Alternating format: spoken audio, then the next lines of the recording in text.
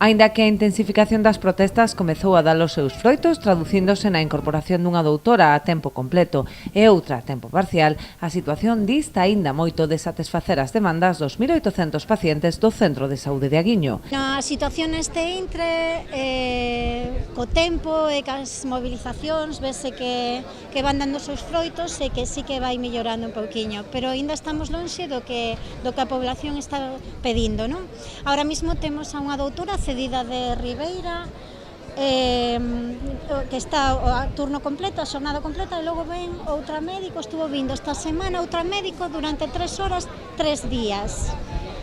O que a población quere, demanda, que estén as dúas plazas médicas cobertas ao 100%, que é o que se necesita neste centro para que as persoas sean atendidas con garantías, en tempo e en forma. A concentración deste mediodía concluiu co reparto de pancartas para empapelar os balcóns e fachadas de Aguiño, de cara á manifestación prevista para o sábado 15 de febreiro a partir das 5 da tarde polas rúas da parroquia.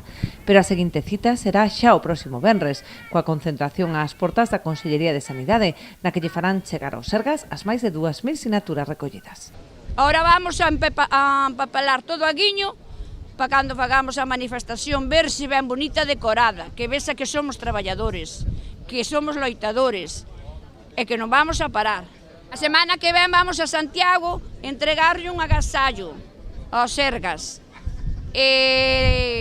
Logo viremos e despois o viernes seguinte concentrarémonos aquí, o viernes seguinte concentrarémonos aquí e o sábado ás 5 da tarde saliremos en manifestación por Aguiño.